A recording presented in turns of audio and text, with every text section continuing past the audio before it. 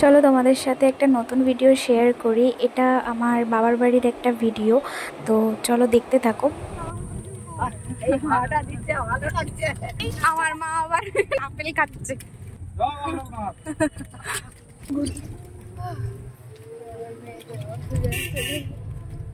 এবার বলি যে ভিডিওটা কি নিয়ে বা কি পারপাস। তো এটা হচ্ছে আমাদের গ্রামের পুজো, বারোয়ারি পুজো। আমার বাবা তো ব্যান্ড পার্টির সাথে নাচতে নাচতে যাচ্ছিলো, আর আমি বিয়ের আগে এবং বিয়ের পর মিলিয়ে মোটামুটি প্রায় সাত থেকে 8 বছর পর এই পুজোটা অ্যাটেন্ড গেছিলাম আর কি দেখতে। তো বাবার বাড়িতে ছিলাম বলেই যেতে পেরেছিলাম। এখানে ভীষণ বড় করে পুজো হয়, মায়ের পুজো।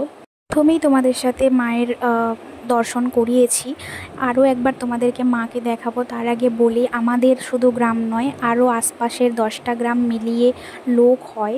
ভিড়টা দেখলে বুঝতে পারবে যে কী লেভেলের ভিড় হয়। আর এই যে মায়ের দর্শন করে নাও, মাকে একটা প্রণাম করে নিও দূর থেকেই। মায়ের কাছে কোনো ইচ্ছে অপূর্ণ থাকে না। আর আমাদের প্রত্যেকটা গ্রামের মানুষ আসে, আশপাশের গ্রামের মানুষ আসে এই যে পাঁঠা বলি দিতে। যাদের মানসিকের, এগুলো সব কিন্তু মানসিকের পাঁঠা, মানে তাদের মনস্কামনা ইচ্ছে পূরণ হয়েছে বলেই মানসিকগুলো পূরণ করে। আমাদের মায়ের কাছে কোনো ইচ্ছে অপূর্ণ থাকে না।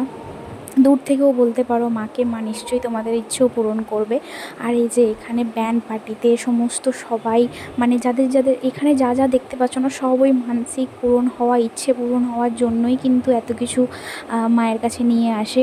হরিলুট দেয়, বলি দেয়। তো পুজোটা ভীষণ বড় করে হয়। এটা তো ছোটোবেলার থেকে দাদুর সাথে হাত ধরে যেতাম, বাবার সাথে হাত ধরে যেতাম দেখতে। কিন্তু অনেক বছর হয়ে গেল, প্রায় 7-8 বছর পরে আমি এই পুজোটা অ্যাটেন্ড করেছিলাম।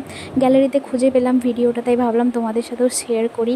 মায়ের দর্শন থেকে তোমরাই বা কেন বাদ থাকবে, তাই না? তো এই যে এখানে হরিলুটের বাতাসা, আমি তো এখানে হরিলুটের বাতাসা কুড়িয়ে পুরো ঝুড়ি ভর্তি করে ফেলেছি। আর এখানে নাচা গানাও হচ্ছিল। ব্যান্ড পার্টির সাথে এমন কেউ নেই যে তাল মেলায়নি। তো ভিডিওটা কেমন লাগলো জানিও, আর একটা লাইক করে দিও, আর পারলে কমেন্টে একটু লিখে যেও জয় মা রক্ষাকালী।